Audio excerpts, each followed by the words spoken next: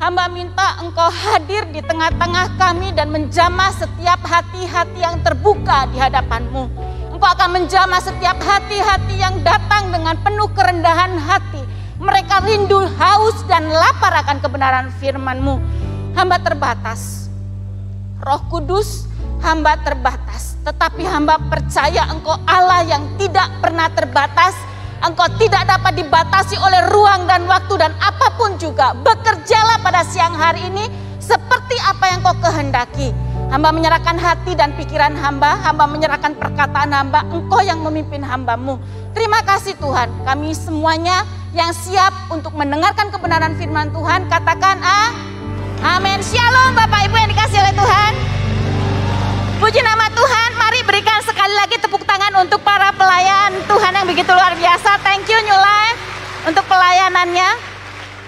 Dan mari saya silakan untuk Bapak Ibu duduk di tempat masing-masing. Seperti terima kasih Pastor Arif yang memberikan kepada saya kesempatan untuk kita bersama-sama belajar kebenaran firman Tuhan. Ketika saya berdiri di tempat ini bukan berarti saya sudah lebih dari Bapak Ibu sekalian, tetapi yang menjadi perbedaan adalah saya mempelajarinya terlebih dahulu kebenaran firman Tuhan. Apa yang saya dapat, apa yang saya lakukan, saya bagikan kepada Bapak Ibu sekalian. Sehingga saya berharap bahwa kebenaran firman Tuhan pada hari ini, biarlah itu akan memberkati saya, memberkati Bapak Ibu sekalian. Amin. Mungkin Bapak Ibu mendengar suara saya sepertinya medok amat ya. Iya, saya medok banget karena saya berasal dari Malang, tetapi nasib saya beruntung karena di dalam Yesus. Nasib saya beruntung di dalam Yesus. Saya asli dari kota Malang, jadi kalau ada medok-medok ya harap maklum. Tetapi saya tetap berbicara dalam bahasa Indonesia yang baik dan benar. Oke, jadi jangan khawatir Bapak Ibu nggak mengerti dengan apa yang saya sampaikan. Baik Bapak Ibu yang dikasihi oleh Tuhan, hari Minggu adalah hari yang kita nantikan. Hari ini baik Bapak Ibu yang beribadah di tempat ini maupun Bapak Ibu yang beribadah di rumah masing-masing. Hari ini kita akan belajar kebenaran firman Tuhan. Kalau Bapak Ibu melihat seorang anak-anak kecil, ibunya sedemikian rupa menjaga anak-anaknya supaya ketika masa-masa pertumbuhan gak sampai kepentok. Ketika belajar berjalan gak sampai dia nyungsup kalau bahasa di sini ya Bapak Ibu, atau sampai pada delosor kalau orang Jawa bilang. Nyungsruk dah ya, nyungsruk ya Cici Berita ya kalau di sini, nyungsruk. Nah, atau mungkin ketika anak-anak bertumbuh, seorang ibu akan menjaga bagaimana dia supaya tidak menggunakan alat-alat yang bisa mencelakai dirinya. Tapi itu bukan berlaku cuma untuk anak-anak loh Bapak Ibu. Sadar atau tidak sadar di dalam kehidupan kita secara pribadi, kita ini sudah hati-hati. Olahraga tahu-tahu nyungsrup. Naik sepeda kita sudah hati-hati, teman kita yang gak hati-hati nabrak kita. Pernah gak begitu? Atau ketika main futsal, kita udah hati-hati jangan sampai kita kena bola. Kita udah hati-hati nih, udah ancang-ancang nih, kita ngerti mau kemana nih arahnya. Jangan sampai bukan masalah golnya, tetapi kita juga berusaha jangan sampai kena bola yang terlempar ke arah kita. Itulah kehidupan. Sadar atau tidak sadar, dalam kehidupan kita akan menghadapi atau mengalami yang namanya terluka. Orang jatuh itu pasti terluka kan Bapak Ibu?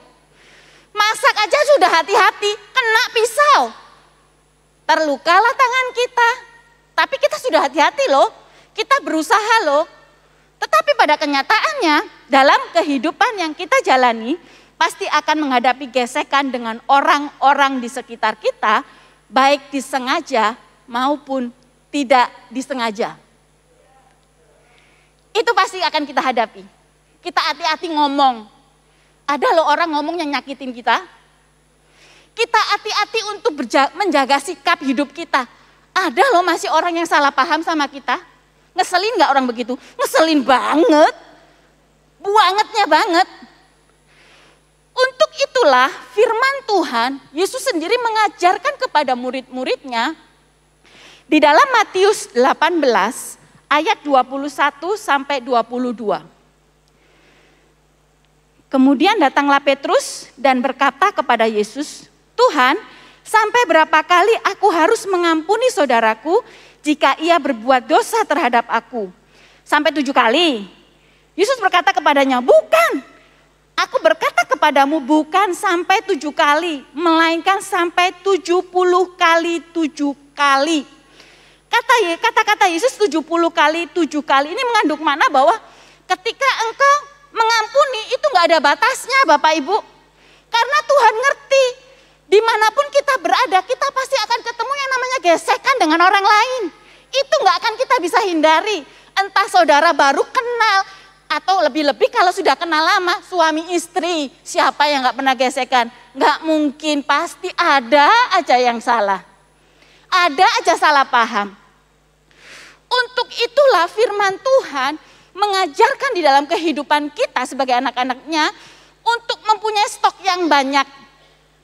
Bukan ini dikali ya 70 kali 7 itu jumlahnya berapa berarti sekian saya harus mengampuni. Tetapi lebih daripada itu maksud dan tujuan Tuhan ketika mengajarkan hal ini kepada murid-muridnya, engkau harus mengampuni tanpa batas dan tanpa melihat situasi keadaanmu.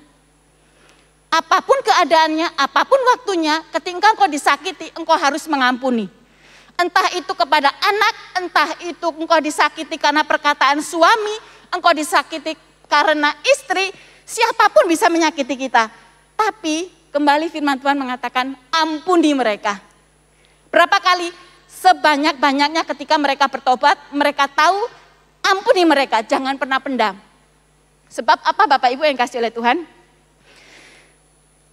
Tuhan ingin mengampuni, kita mengampuni, dan memang Alkitab mencatat mengampuni itu bukan sesuatu yang mudah, bukan sesuatu yang gampang.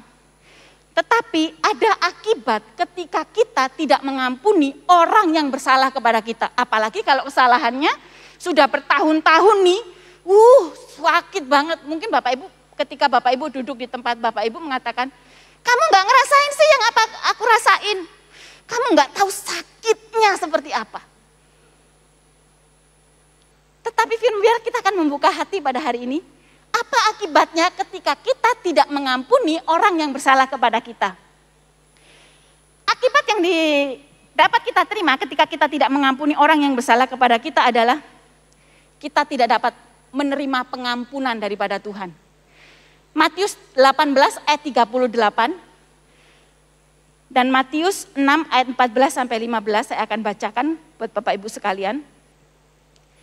Maka Bapakku yang di surga akan berbuat demikian juga terhadap kamu apabila kamu masing-masing tidak mengampuni saudaramu dengan segenap hati. Kemudian di Matius 6 mengatakan, karena jikalau kamu mengampuni kesalahan orang, Bapamu yang di surga akan mengampuni kamu juga. Tetapi jikalau kamu tidak mengampuni orang, Bapamu juga tidak akan mengampuni kesalahanmu. Bahkan ia sendiri memberikan teladan dalam kehidupan kita. Bapak Ibu, ayat ini mungkin sering kali kita dengar. Tetapi kita benar-benar harus mengerti maknanya. Matius 18 dan Matius 6 ini, minta tolong slide yang tadi. Matius 8 dan Matius 6 ini konteksnya berbeda. Apa yang Tuhan ajarkan itu konteksnya berbeda tetapi mempunyai makna yang sama.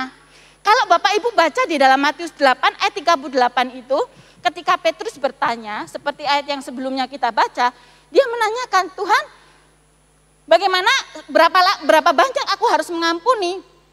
Dan jika engkau tidak mengampuni, terus Tuhan ngajarin begini, nih ini seumpamanya seperti ini bahasa saya ya Bapak Ibu, jangan dicari di Alkitab karena nggak ada ya Bapak Ibu ya. Saya hanya menyimpulkan supaya lebih jelas. Ini seperti ini perumpamannya. Ada seorang raja memberikan hutang kepada hambanya sebesar 100.000 dinar. Dan tiba waktunya ketika uang itu harus dikembalikan, dia nggak bisa kembaliin. Dia datang kepada raja. Raja, aku nggak bisa mengembalikan uangnya belum cukup. Tetapi raja mengatakan, jual dirimu, jual anakmu, jual istrimu supaya hutang lunas, supaya hutangmu lunas. Sampai pada akhirnya sang hamba yang hutang, dia sujud menyembah kepada Tuhan, kepada rajanya, dan dia memohon belas kasihan. Karena raja melihat kesungguhan hati hambanya, maka pada akhirnya dia dibebaskan dari hutang. Siapa yang sini mau dibebaskan dari hutang? Seneng gak? Seneng lah, saya pasti seneng. Siapa yang gak seneng? Tetapi cerita selanjutnya Bapak Ibu, Yesus mengajarkan, tapi ada loh seseorang yang utang sama orang yang sudah dibebasi, ini utangnya cuma 100 dinar. Nggak bisa ngembaliin. Utangnya nggak bisa ngembaliin. Sampai pada akhirnya apa? Dia justru lebih kejam. Dia mencekik orang yang berutang, dia menghukumnya. Sampai pada akhirnya ada seseorang yang melihat perbuatannya dan dia melaporkan kepada sang raja. Ketika raja mendengarkan berita ini, maka apa yang dikatakan di ayat 35, maka Bapakku yang di surga akan berbuat demikian juga terhadap kamu apabila kamu masing-masing tidak mengampuni saudaramu dengan segenap hati. Dan Matius 6 ayat 14 sampai 15 itu berbicara tentang bagaimana Yesus mengajarkan kepada murid-muridnya tentang doa Bapa kami. Doa Bapa kami ini sangat unik. Di ayat yang saya tidak tampilkan slide di situ, di ayat yang di ayat yang ke-12 mengatakan, ampunilah kami akan kesalahan kami seperti kami juga mengampuni orang yang bersalah kepada kami. Itu artinya Bapak Ibu, ketika engkau datang kepada Tuhan mau minta ampun, Tuhan itu mengoreksi diri kita sendiri nih. Kamu sudah ngampuni belum? Kamu minta ampun? Sudah bebas belum rasa sakit pahitmu ketika engkau datang kepada Tuhan? Kalau itu belum kita lakukan, ayat yang kita baca di ayat 14 sampai 15, karena jikalau kamu mengampuni kesalahan orang, Bapamu yang di surga akan mengampuni kamu juga. Tetapi jikalau kami tidak mengampuni orang, Bapamu juga tidak akan mengampuni kesalahan kamu. Seringkali kita membela diri kita, kita mengatakan Tuhan ngerti kok keadaanku. Tuhan itu kan maha pengampun. Ya, dia memang maha pengampun, dia maha pemurah. Dia begitu penuh dengan belas kasih kepada setiap orang. Tetapi apa bedanya ketika engkau mengatakan, dulu saya sebelum kenal sama Tuhan, Tuhan ampuni kok semua kejahatan saya, semua hal-hal yang buruk. Ketika saya pernah menyakiti, bahkan saya pernah disakiti, saya diampuni gitu. Tetapi kenapa sekarang ketika Tuhan mengajarkan kepada kita sebagai anak-anaknya, dia ngomong loh, aku ini pengampun. Tapi aku lihat dulu, aku juga gak bisa mengampuni ketika engkau mengampuni. Karena apa? Kita tahu kebenaran. Karena kita tahu kebenaran. Sebab firman Tuhan dengan jelas, setiap orang yang tidak mengampuni akan tidak menerima pengampunan daripada Tuhan. Kebayang enggak Bapak Ibu? Ketika Yesus mati di atas kayu salib. Karena hal ini juga yang dilakukan oleh Tuhan. Oleh Yesus ketika dia di atas kayu salib. Di dalam Lukas 23 ayat 34a mengatakan, ya Bapa, ampunilah mereka, sebab mereka tidak tahu apa yang mereka perbuat. Ketika Yesus di kayu salib, peristiwa itu dia sedang diolok-olok. Dia sedang dipermalukan. Dia sedang dihujat. Katanya kamu itu bisa menyelamatkan orang, tetapi bagaimana dengan dirimu sekarang? Apakah kamu bisa menyelamatkan dirimu sendiri? Kalau seandainya Tuhan saat itu tidak taat akan kebenaran firman Tuhan, sungguh amat sia-sia iman percaya kita di hadapan Tuhan. Kalau di atas kayu salib dia sampai mengatakan, bisa nggak dia mengutuki? Bisa sekali. Bisa nggak dia mengumpat? Bisa sekali. Karena ketika dia disalib, dia benar-benar 100% manusia. Oleh karena itu Bapak Ibu yang dikasih oleh Tuhan, biarkanlah iman percaya kita tidak akan pernah sia-sia hanya karena kepahitan yang tidak bisa kita lepaskan. Tetapi biarlah pengampunan, kasih Tuhan, kasih karunia Tuhan itu terus mengalir dalam kehidupan kita. Dan iman percaya kita tidak akan pernah sia-sia. Biarlah kita akan taat untuk melakukan apa yang menjadi perintah Tuhan dalam kehidupan kita. Kematian Yesus di kayu salib tidak hanya memberikan kepada kita pengampunan, tetapi mengajarkan kepada kita untuk kita bisa mengampuni orang yang bersalah kepada kita. Hal yang kedua Bapak Ibu yang dikasih oleh Tuhan. Mengapa kita harus mengampuni?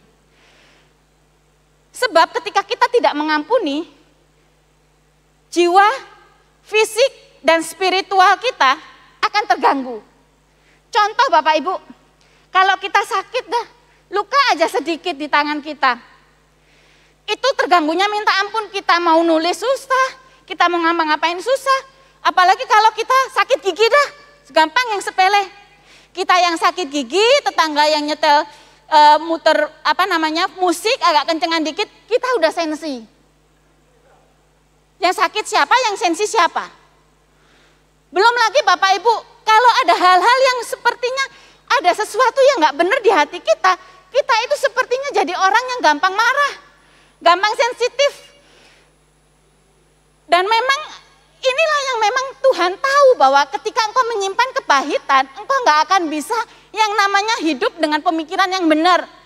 Engkau bisa aja orang berbuat benar pun engkau akan menganggapnya dia salah. Orang sudah ada di jalan yang benar karena hatimu sendiri yang nggak baik. Engkau mengatakan itu salah, nggak pernah benar orang di hadapan kita. Oleh karena itu, pentingnya Tuhan mau supaya kita lepas dari setiap kepahitan. Kita sembuh dari setiap luka hati kita. Mungkin itu sudah bertahun-tahun kau mengatakan, nggak bisa, aku nggak bisa karena ini terlalu sakit buat aku. Tidak ada yang mustahil bagi Tuhan.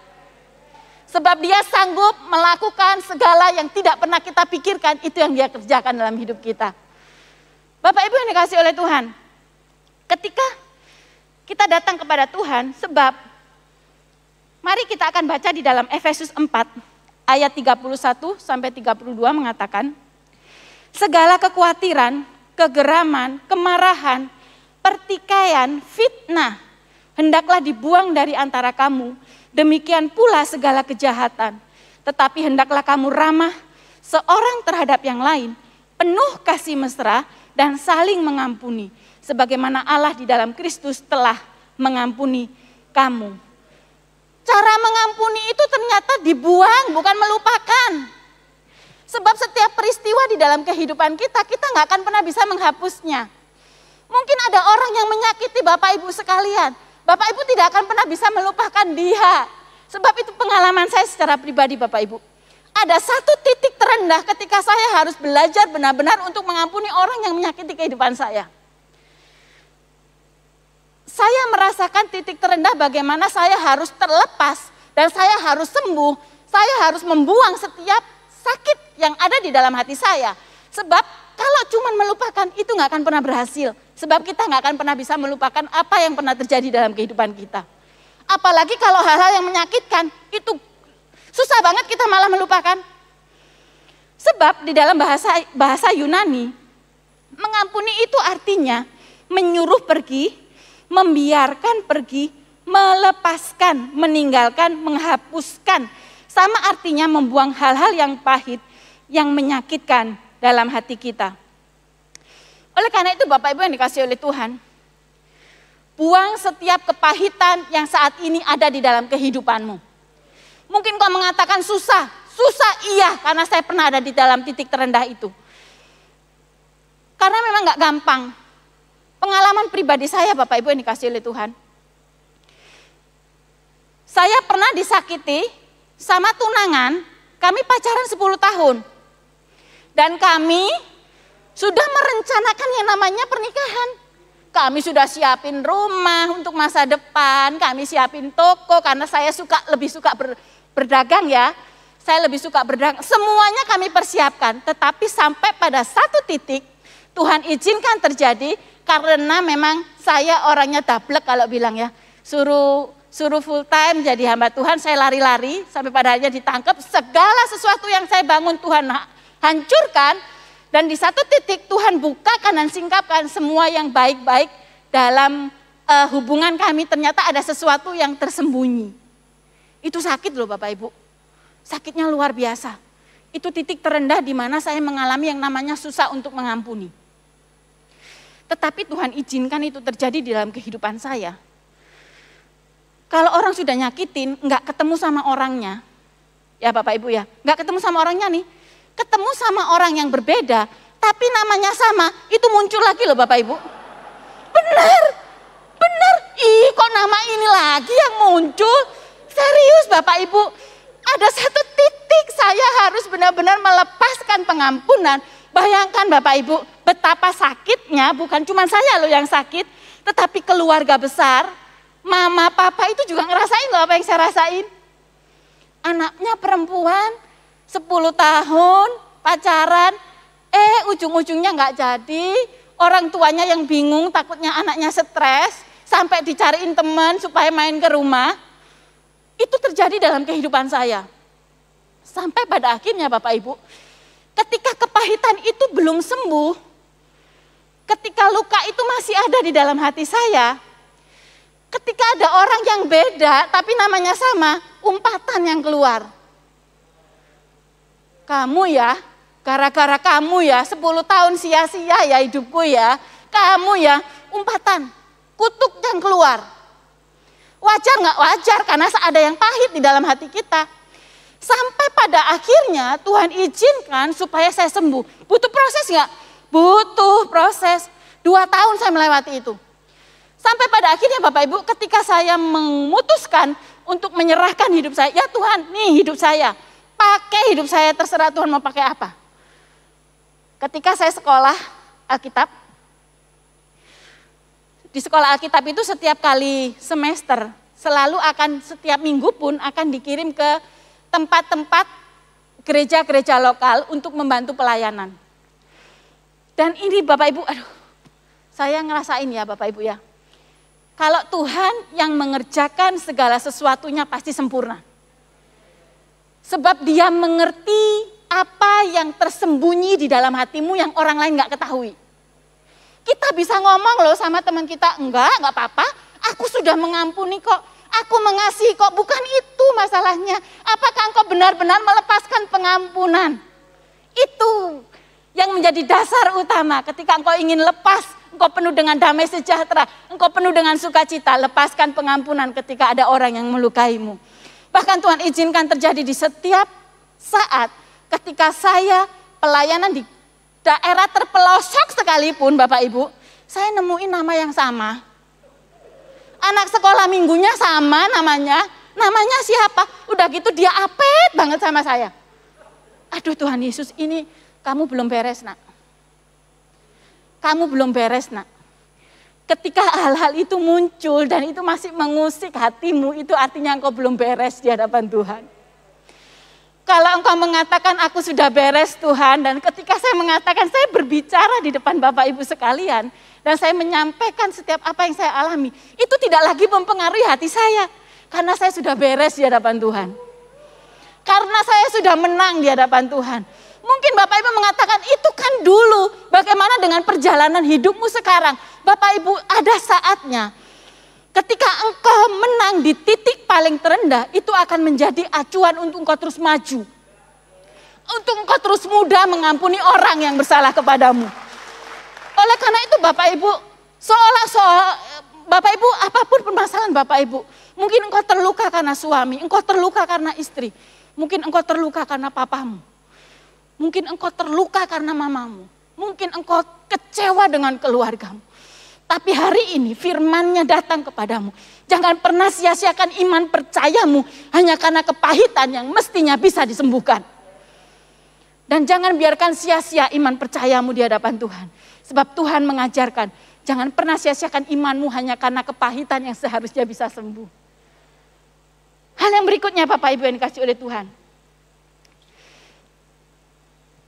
Salah satu kunci untuk dapat menjaga kesehatan jiwa, fisik dan spiritual kita adalah membuang kepahitan dalam hati kita dengan cara melepaskan pengampunan kepada orang yang bersalah kepada kita. Kemudian bagaimana caranya? Ketika engkau sakit dan engkau tahu itu sakitnya apa, jangan sembarangan memberikan obat. Ada Bapak dokter di sini. Bapak dokter, kalau kita ke dokter, Pak, saya sakit pusing Pak, tapi jangan dikasih obat. Sakit pusing ya Pak, panas saja Pak. Enggak akan pernah sembuh Bapak Ibu. Pak, saya sakitnya kayaknya ada sakit migrain dah Pak. Oh berarti Bu, minumnya obat pinggang aja ya Bu. Enggak nyambung. Enggak nyambung. Ketika engkau tahu penyakit penyakitmu apa, engkau pasti akan datang kepada spesialis yang bisa menangani saudara. Nggak akan sembarangan datang, bukan berarti dokter yang lain nggak hebat, bukan. Tetapi setiap penyakit itu punya spesialisnya masing-masing. Begitu pula dalam kehidupan kita, ketika engkau luka, ada luka di hatimu, engkau iri, engkau marah, engkau memendam kebencian segala macam, datang sama Tuhan. Dia dokter di atas segala dokter, sebab hanya dia yang bisa menyembuhkan. Engkau datang bukan karena engkau mau kompromi ya Bapak Ibu. Jangan datang Tuhan, engkau mengerti keadaanku. Pakai puisi lagi datangnya. Engkau paham keadaanku. Bukan ya Bapak Ibu, tetapi engkau datang membawa hati yang benar-benar rindu. Tuhan mau kerjakan, Tuhan mau sembuhkan. Katakan sama Tuhan, Tuhan hari ini aku datang kepadamu. Aku membawa sakit hatiku, aku mau sembuh. Pulihkan aku. Sebab hanya Tuhan yang bisa memulihkan hati kita. Datang dengan kesungguhan hatimu. Kemudian Bapak Ibu, ketika engkau datang kepada Tuhan, engkau butuh orang. Engkau butuh orang lain. Untuk apa? Mengontrol, membantumu. Mungkin itu mentor, mungkin itu sahabat, mungkin itu ketua life, mungkin itu orang-orang yang dewasa secara rohani yang bisa membentengi kehidupanmu. Contoh, kalau kita sakit itu, kalau di dalam kan cuman kita yang tahu ya Bapak Ibu ya. Kalau luka di sini mah ketahuan kena pisau, oh udah mulai kering. Tapi kalau di dalam, kalau kita nggak ada yang nanyain, dokter apa yang dirasain Bu? Sakit Pak, yang di mana? Di dalam. Dokternya juga nggak akan pernah sembarang mendiagnosa loh Bapak Ibu. Harus cek dulu di lab, harus di apa namanya? Apa Ci? Namanya ya Ci ya. Jadi blank saya Ci. Gara-gara kedokteran ini tadi Ci.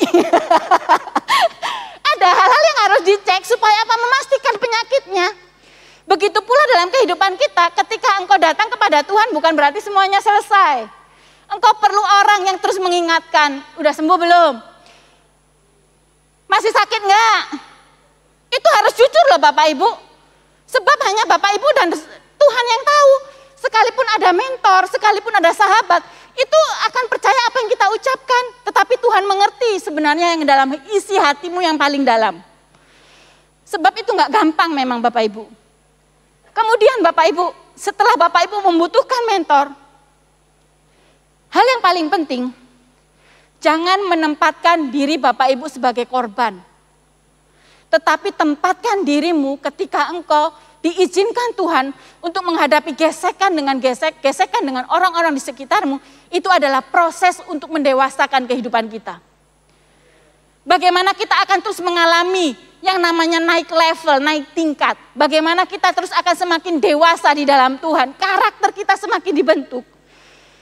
Oleh karena itu Bapak Ibu yang dikasih oleh Tuhan.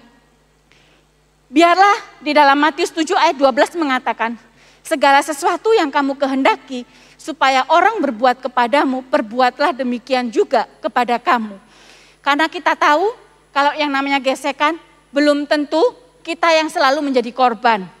Ada saatnya karena saudara, ada korban karena saudara. Ngerti? Paham ya Bapak Ibu?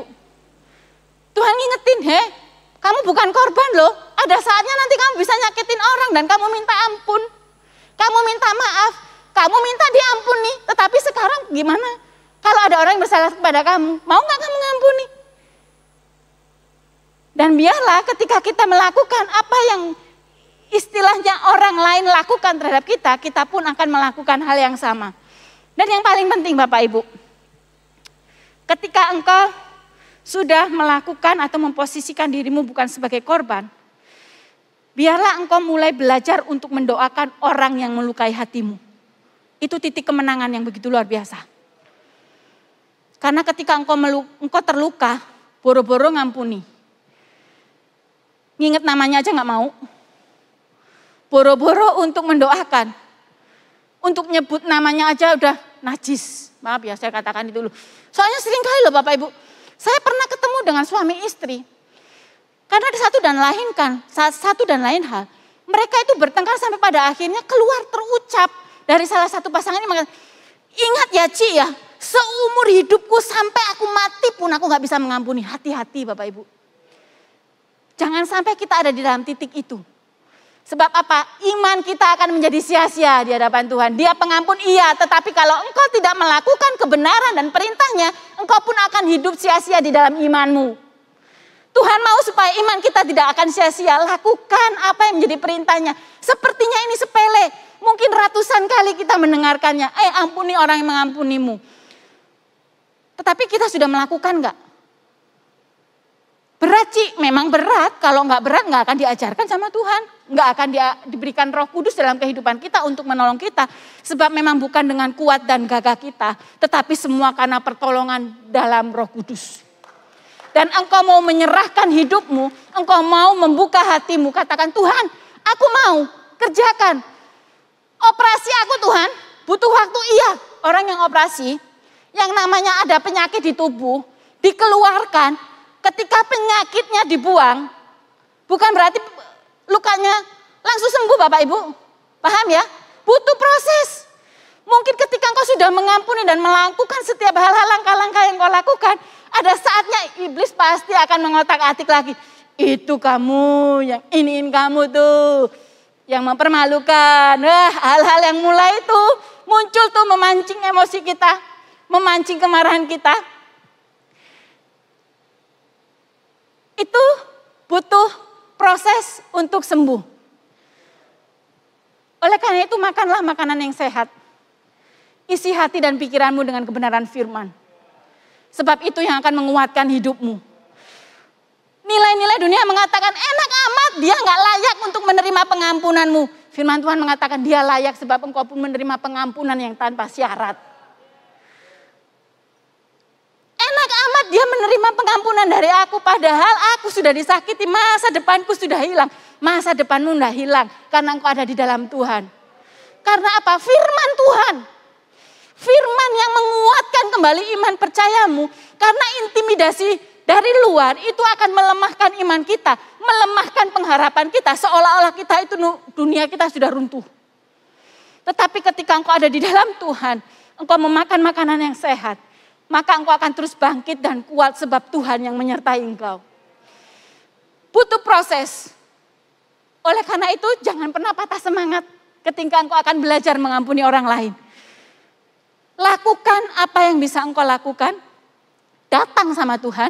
Dan biarkanlah Tuhan sendiri yang akan mengerjakan hal-hal yang memang harus Tuhan kerjakan di dalam kehidupan kita. Memampukan kita untuk mengampuni setiap orang yang bersalah kepada kita. Bapak Ibu yang dikasihi oleh Tuhan. Untuk itulah firman Tuhan dengan jelas datang kepada kita pada hari ini. Ketika kita mengampuni orang yang bersalah kepada kita, maka Tuhan juga akan mengampuni kesalahan kita. Lebih daripada itu, jiwa kita sehat, fisik dan spiritual kita sehat, hati kita dipulihkan karena kita taat akan kebenaran firman. Hari ini, sebelum saya menutup kebenaran firman Tuhan, apa yang menjadi sesuatu yang itu mengganjal di hati Bapak Ibu, kepahitan apapun yang ada di dalam hati dan pikiranmu hari ini. Datang sama Tuhan, sebab dia adalah dokter di atas segala dokter, yang orang lain tidak bisa sembuhkan saudara. Dia bukan cuma menyembuhkan, tetapi dia bisa memberikan hati yang baru kepadamu ketika engkau datang sungguh-sungguh dan engkau katakan, Tuhan inilah kepahitan yang aku punya. Aku mau disembuhkan. Aku mau dipulihkan kehidupanku. Dan hari ini Roh Kudus hadir di tengah-tengah kita. Dan tidak ada satupun yang terbatas. Tidak ada sesuatu pun yang tidak bisa dia lakukan. Sebab dia berkuasa, mampu melakukan segala sesuatu. Bahkan mencabut setiap akar kepahitanmu. Sehingga kau akan menjadi orang-orang yang merdeka di dalam Tuhan.